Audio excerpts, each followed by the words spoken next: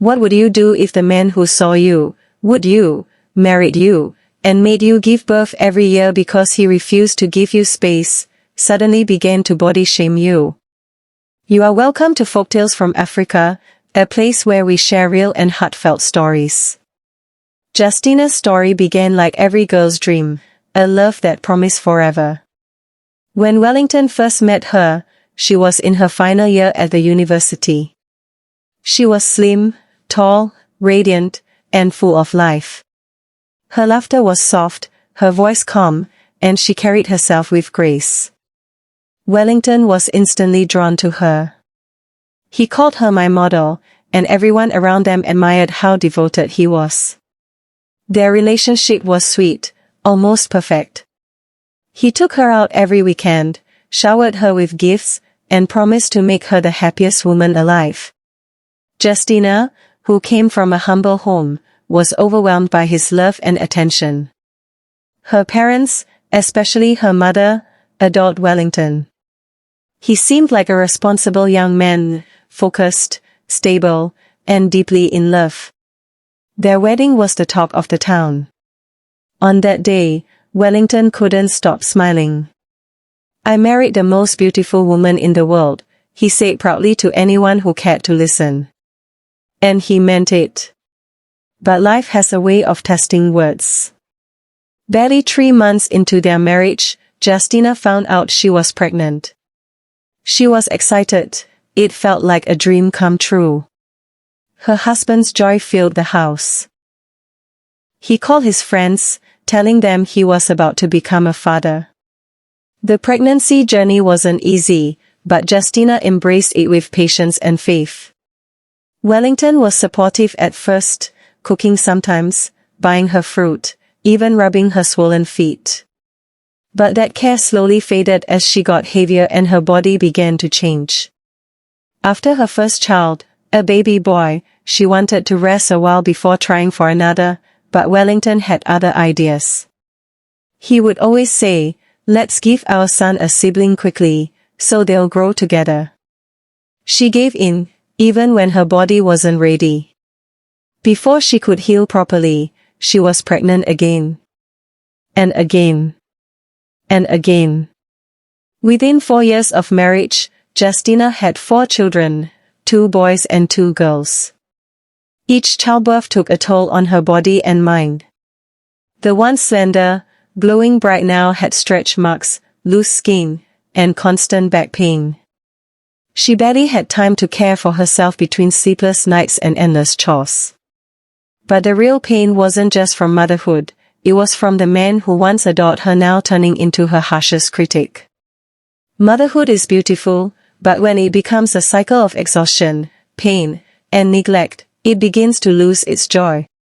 For Justina, pregnancy had turned from a blessing into a burden, one she was forced to carry year after year without rest. Her 4th child had just turned 6 months when Wellington started pressuring her again. "It's been a while," he said one night, touching her. "You've rested enough. Let's not waste time. I want another boy." Justina froze. She wanted to speak but couldn't.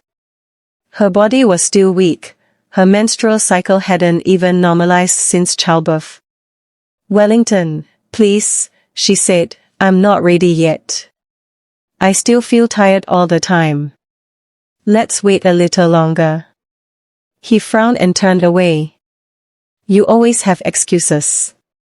Do you know how many women are praying to have children, and you're here refusing your own husband?"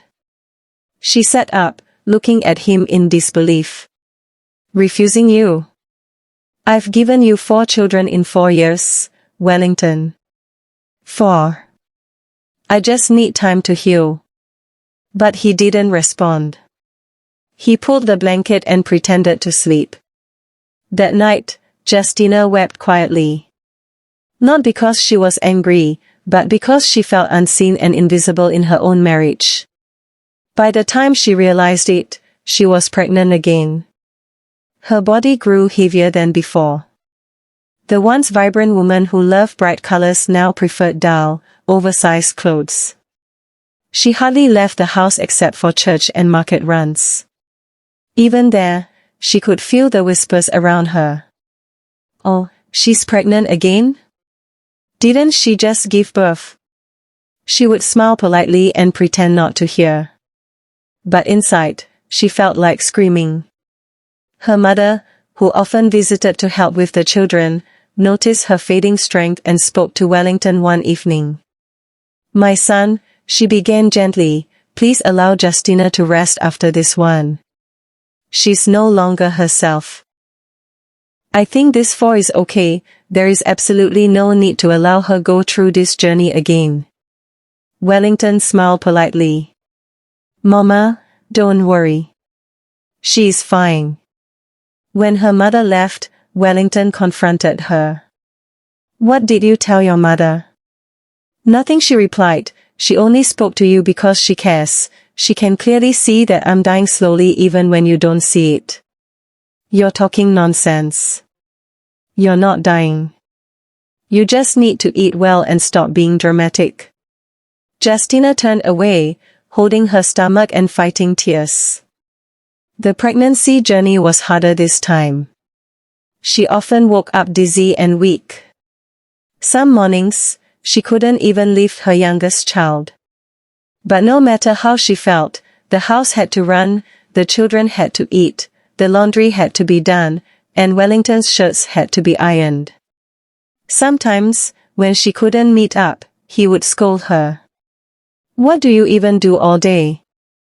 You don't go to work, yet the house is always in a mess." Women of these days are becoming useless. Each word dug deeper into her heart. After giving birth to her fifth child, another girl, she decided she couldn't continue this way.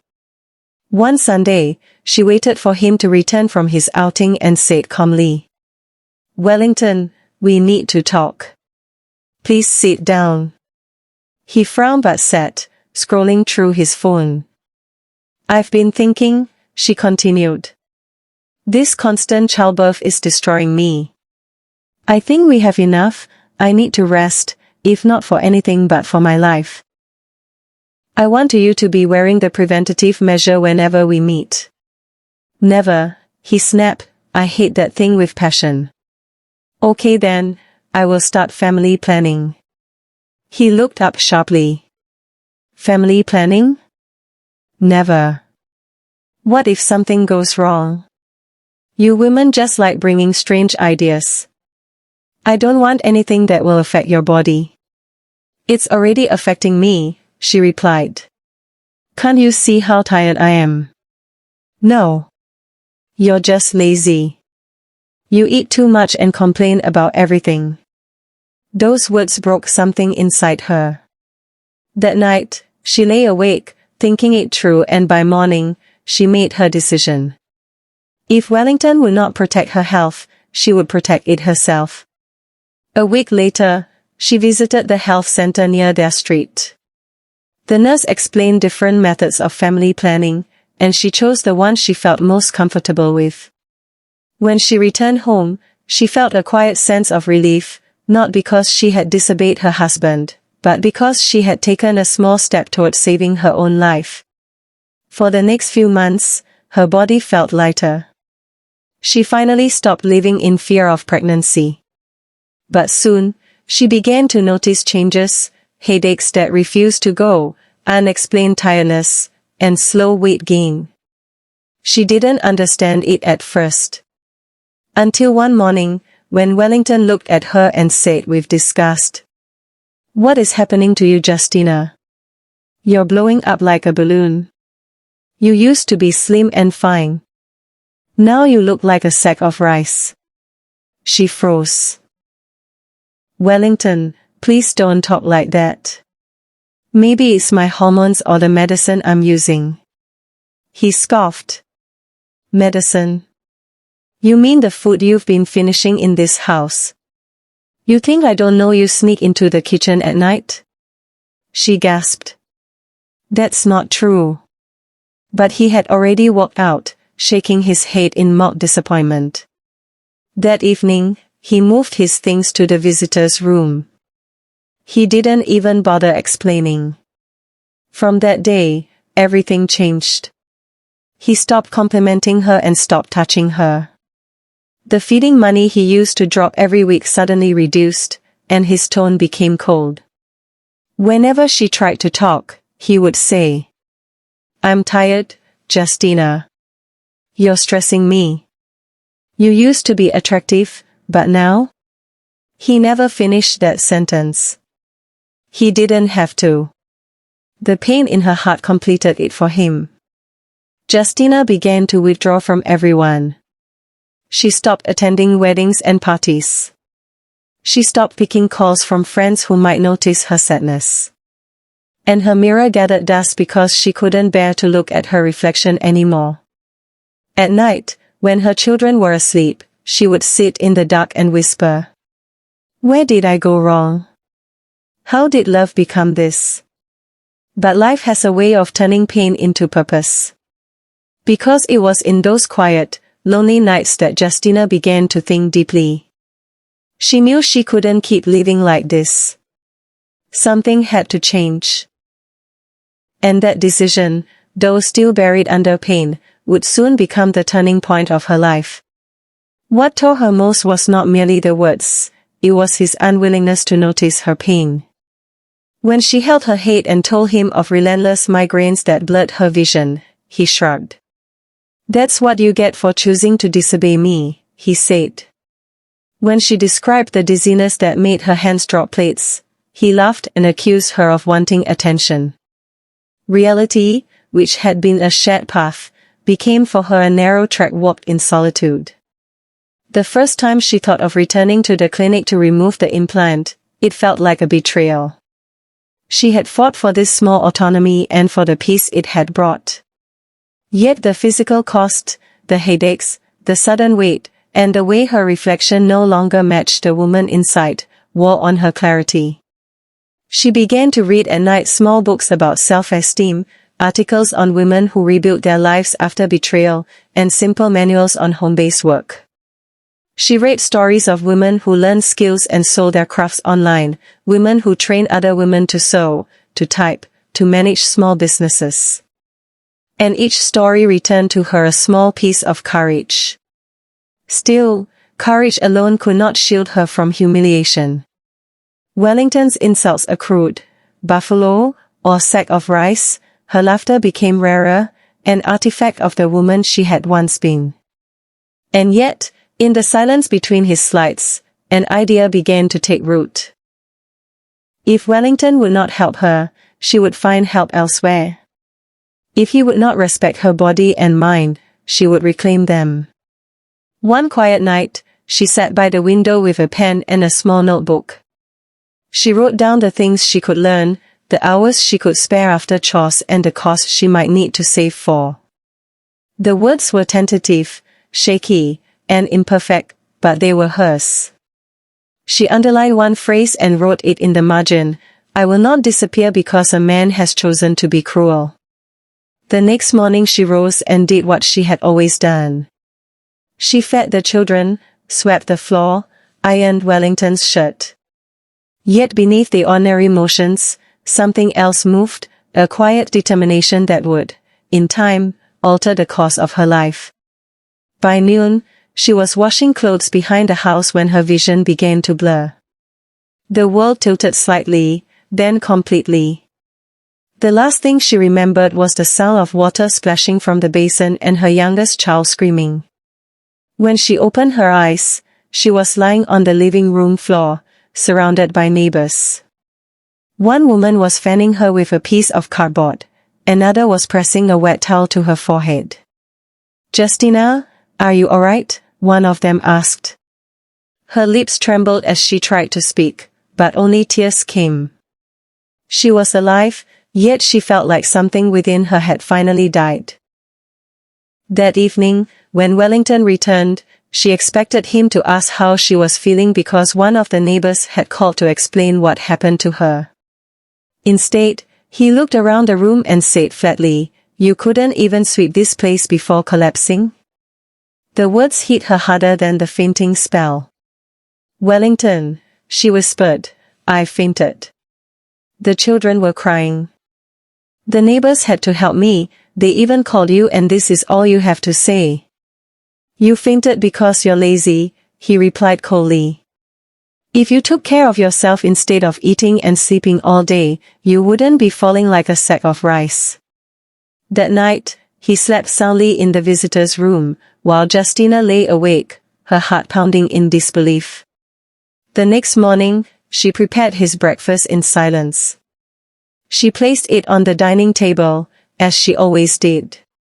But as she watched him eat, she realized she had been feeding the very man who was starving her soul. He finished his meal, wiped his mouth, and said casually, "By the way, reduce the oil in the stew. You're the only woman who cooks like she's frying engine parts." Justina's hand trembled. She wanted to scream. She wanted to ask why he hated her so much.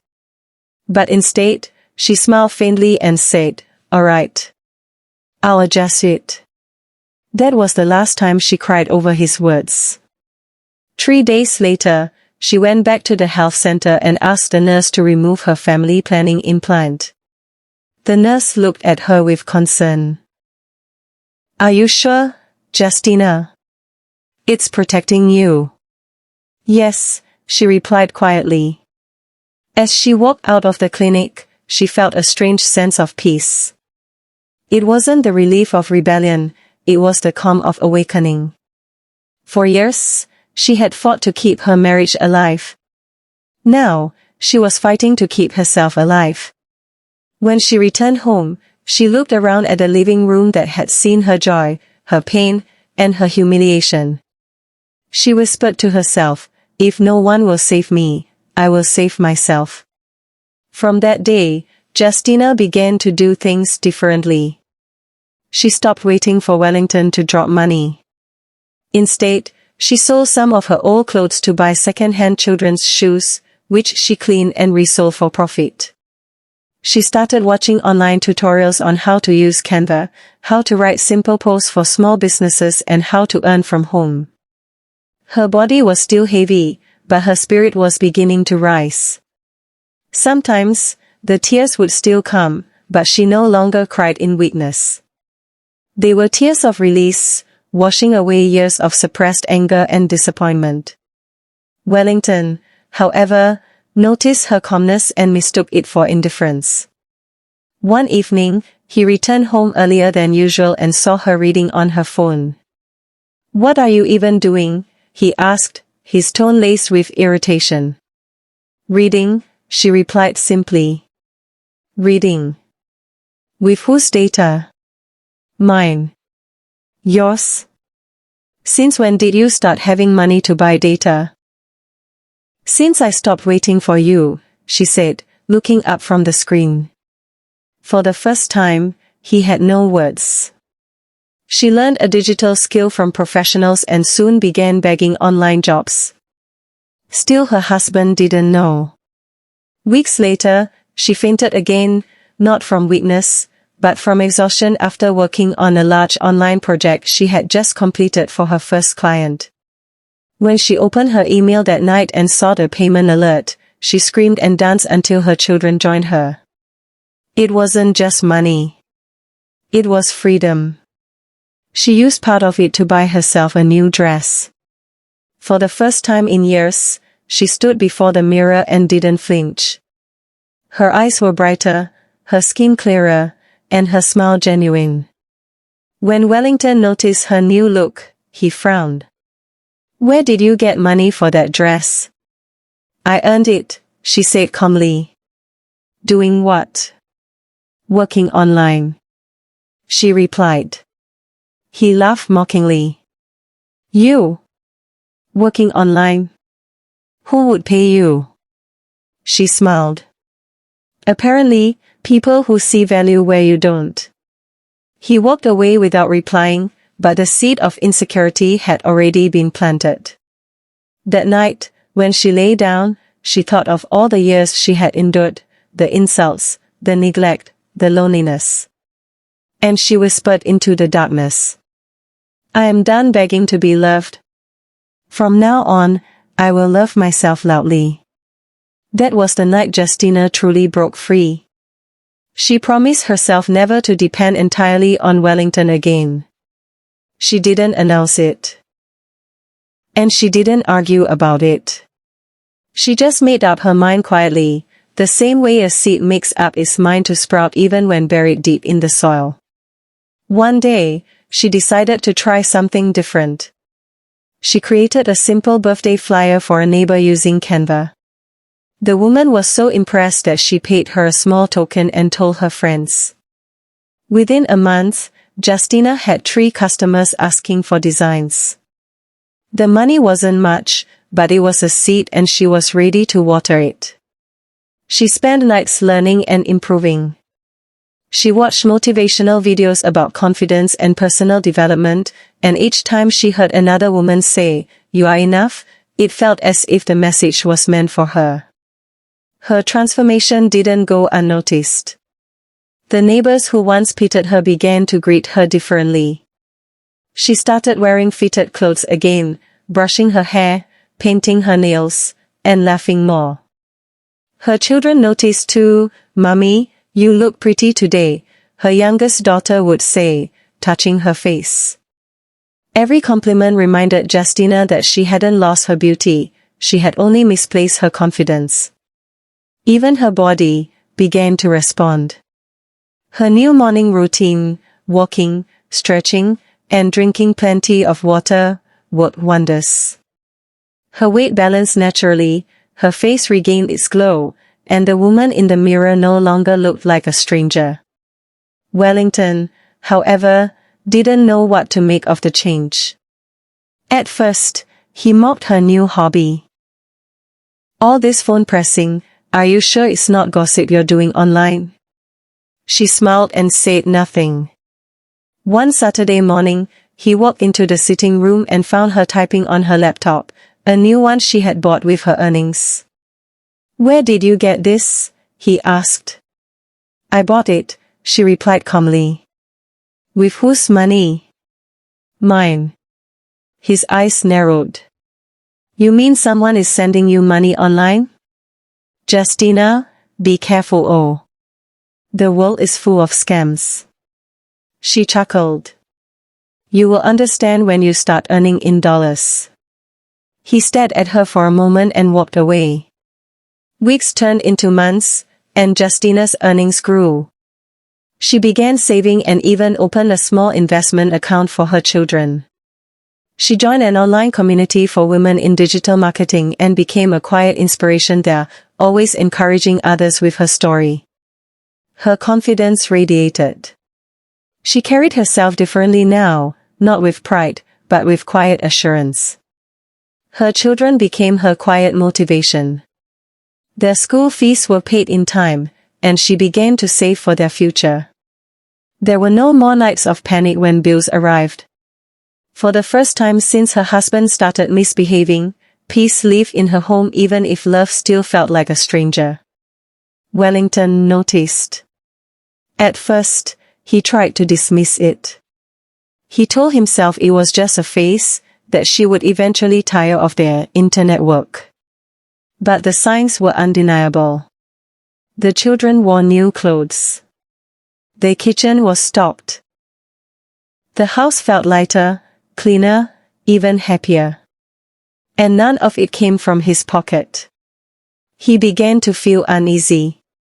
He would watch her from across the room, the way she now spoke confidently, how she smiled when her phone pinged with a payment alert, and how she walked with quiet dignity.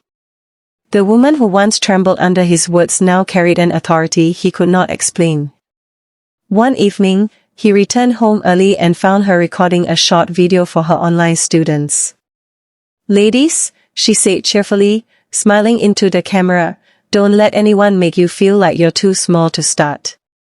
Start with what you have, where you are, and believe that you are enough." Wellington stood there, stunned. He had never heard her speak with such conviction.